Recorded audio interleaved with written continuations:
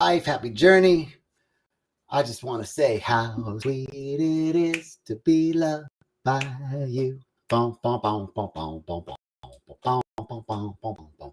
How sweet it is to be loved by you. Bum, bum, bum, bum, bum, bum, bum. With sweet love and devotion. There you are, there you are, there you are, there you are. All those little Queen of Green. What's up, baby? Cat Kitty says, hey. Elena, woohoo! So glad you guys joining in. What's up? Yes, girl. How sweet it is to be loved by you. It's so sweet, so sweet, so sweet, so sweet to be loved, isn't it? Isn't it what we all want? So this is the last talk. Okay, Kitty. I love you, sis. I love you all so much. It's so great, so great, so great. Thank you. Elena's like, miss you singing. Love you all. Okay, this is love number 5.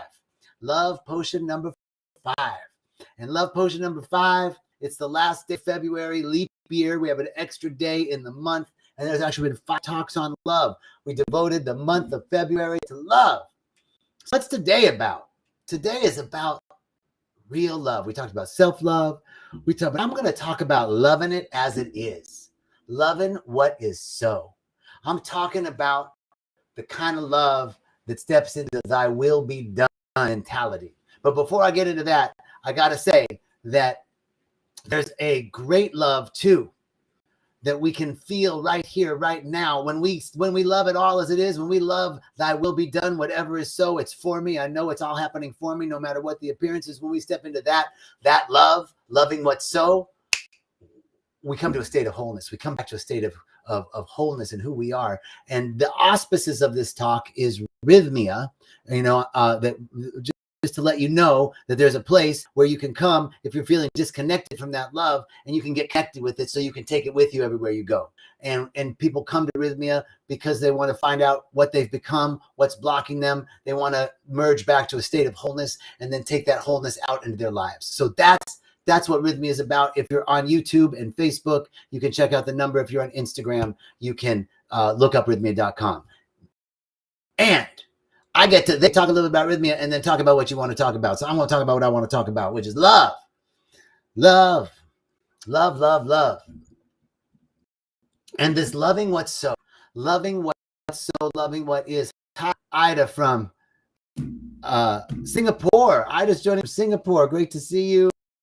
Gigi, so many. Hello, everybody. Okay, so let's get down to it. Loving what's so. Loving what's so. Because here's the thing. Get this. No, think about your life 10 years ago. Think about you 10 years ago. If in all the things you wanted, you've already accomplished them. If somebody was like, okay, you think of you 10 years ago, and somebody walked in and was like, hey, look, I got this life over here, and they described your current life today. And they said, all right. A friend of mine said this to me recently. If you took your life today and told your 10-year younger self about it and said, would you like the life that you had or this one? Now, there are issues going on in this life over here, but with all the other stuff, would you take it? I know for me, the answer is yes. Fuck yeah. I'd be like, give me that life. Give me that life. Yes. And I bet you'd say the same thing. You've already accomplished what you set out to do. When is it going to be enough? Now, I'm not saying stop expanding, stop growing. I'm not saying stop wanting to grow. But what's our come from? Where are we coming from? Where are we coming from? We already have accomplished what we set out to do. When will it be enough? When will we stop thinking that if I had that, then I'd be happy? And when are we going to just be happy as we are right now? Because it's from that place that real growth and expansion occurs. That's right, Queenie. Go on. So, imagine that you were one of those Greek gods or goddesses. You're God, you're Zeus, you're Athena, you're whatever. You're Aphrodite, you're Isis, you're Osiris, and you can do any snap of your fingers. You got anything. Now, just imagine that. If you're done, if you can close your eyes and think you're Isis or Osiris. You're Zeus or Aphrodite or one of those powerful gods or goddesses. You can have anything you want. Therefore, all your needs are met. Everything you could possibly want, you got. Feel it. Feel that. Feel that. Feel that. Feel it. And now, what do you want to create from there? What do you want to create from there? I already got it. Because most of the stuff we're creating is more of this, more of that, a bigger car, a little more money, more time off, a little more spiritual, more connected to God. Whatever it is, it's what I have right now ain't enough. Thank you, Queenie. I love you. It ain't enough. And so I'm creating from needing to get more, right? So, hey, my brother, good to see you. I'm creating, but if we step into the realization, I'm God. I'm Zeus. I'm Aphrodite. I'm Osiris. I'm Isis. I got everything I need right now. Now, what do I want to create? From there, what am I creating? That's bam. That's power. That's the place where we want to step from. That's where we want to create from. So then can we step into our lives now and feel that? Feel, I've already got it all. I've already accomplished what I set out to accomplish 10 years ago. I've already done it. I've already done it. I'm already living answered prayer. My life is answered prayer. I already got all the things I wanted from 10, 15, 20 years ago. Now, let me celebrate that. Let me rejoice in that. And then from that fullness, what do I want to create? From my wholeness. What's my gift? What's my talent? What's my expression? What's my service? How can I serve? Sweet Spirit, how can I serve? Because I already got everything I need. It's a trick of the mind, man.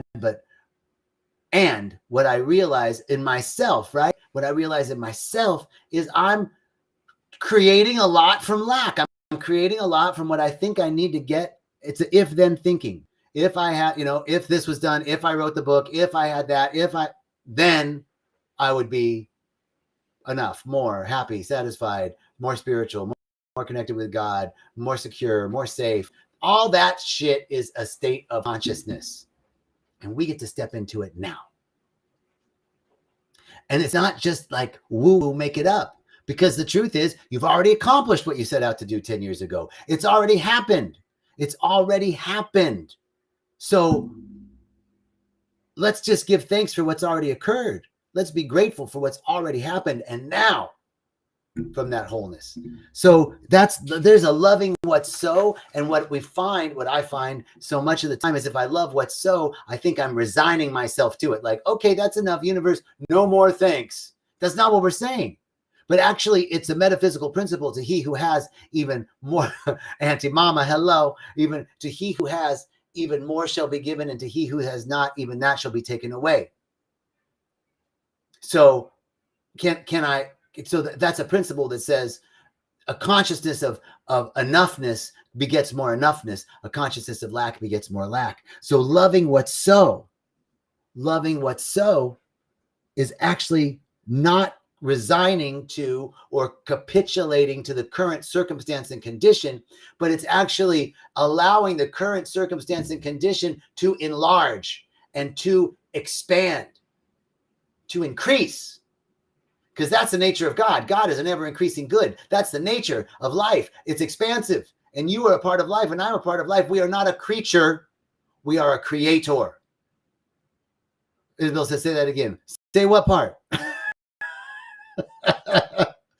I don't know what I was saying. That's the good part about this shit. It's just coming. That we are not a creature. We are a creator. We are a creator. We are part of creation. Life is expansive. We are part of life. Therefore, we are expansive, ever increasing good. So focusing on giving thanks for what I have. Remember the Sermon on the Mount? Jesus did the Sermon on the Mount. He was out there preaching Isabel says, he who has more. Okay. The biblical phrase, to he who has, even more shall be given, and to he who has not, even that shall be taken away. That's in the Bible, and I thought that was kind of fucked up for a lot of time. I was like, what? You gonna take away from the people that don't got, and you gonna give more to the people that got? That ain't very Christian sounding. What's up? And it's that principle that that a consciousness, it's all in consciousness first. Consciousness precedes form. That a consciousness of having begets more having. And then I was just going to talk about the Sermon on the Mount, right? Jesus was Sermon on the Mount. He was out preaching in the middle of nowhere on this mount.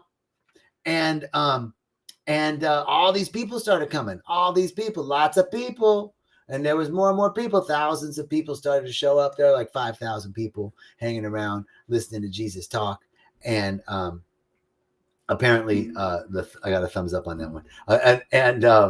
And then he had like 5 loaves. They brought like 5 loaves or 5 fish and 2 loaves of bread, and that's what they were gonna, eat. But now there's 5,000 people.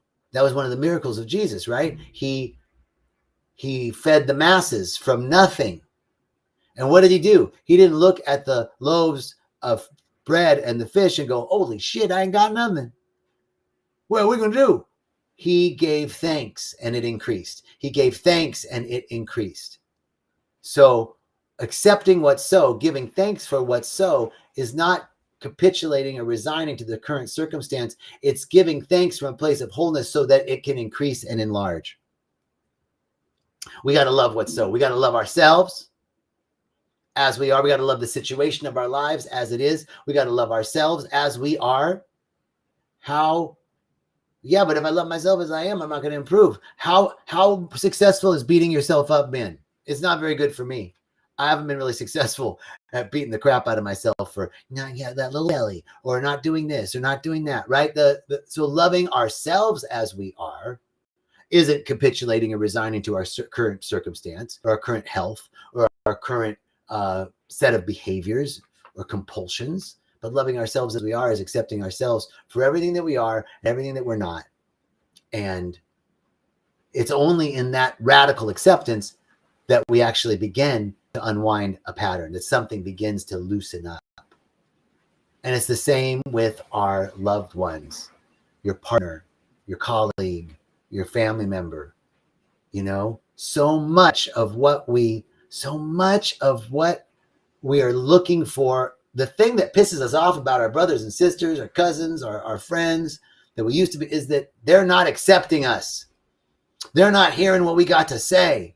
They're not, it's really acceptance.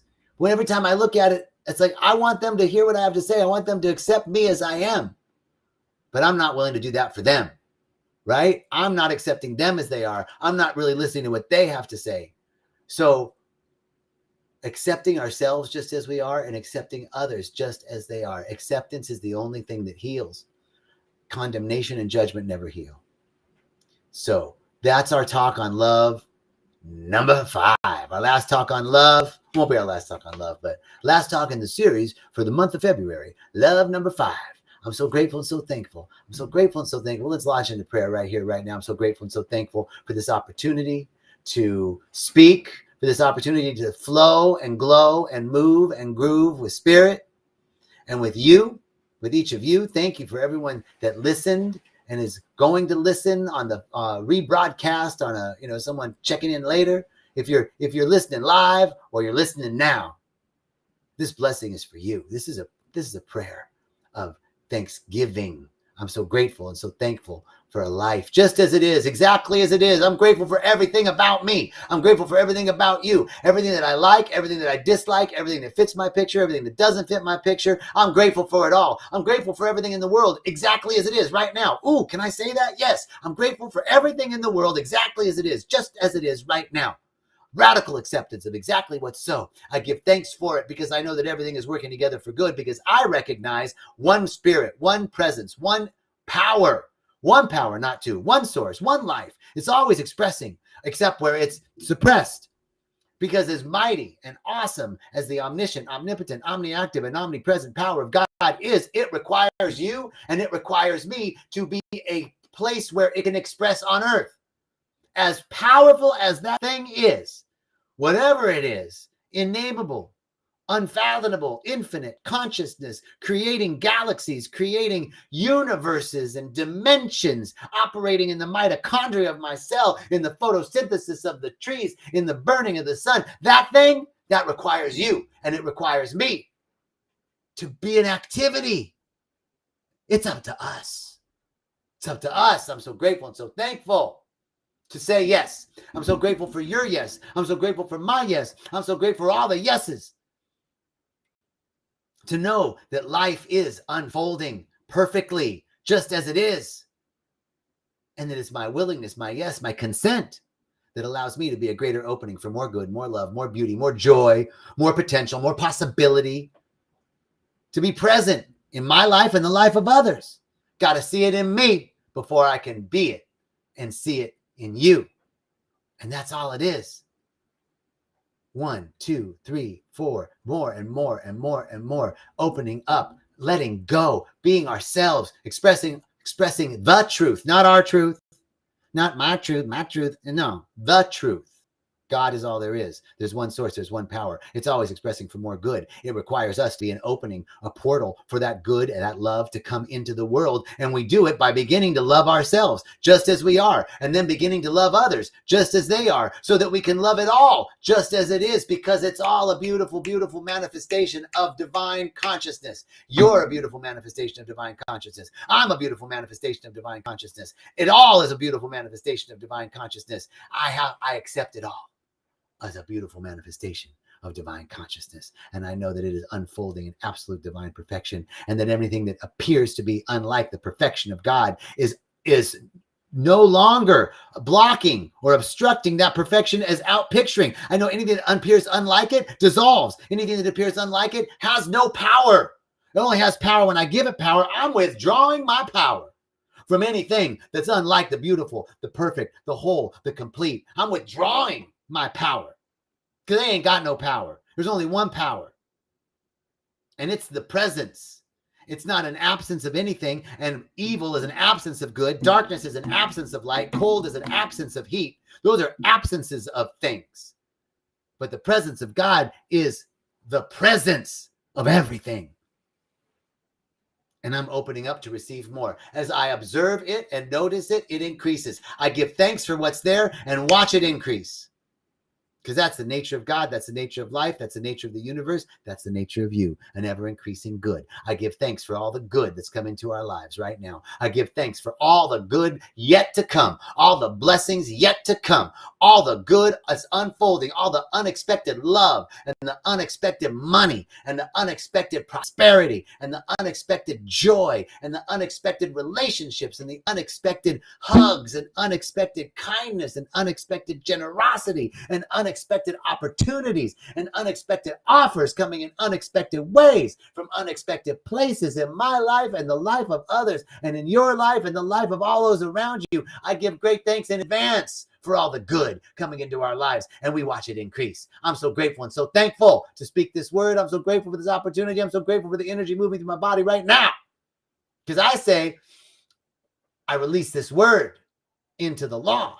And the law says it is done to us as we believe.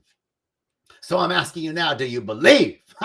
Do you believe that it is done to you as you believe? Do you believe that life's an ever-increasing good? Do you believe there's only one power, one source, and it's always unfolding in divine perfection for the highest individual and collective good, and that it is our job to be an opening for that good to come onto the planet and be expressed in our lives and the lives of others? If you believe it, how? If you believe it, then you can say, and so it is. Amen. Amen. Aho. Ashe. Woo! All right. Well, either I scared everybody off or there's it's an ever increasing good. Have a beautiful day. Thank you. Thank you. Thank you. Love you all. Thanks so much.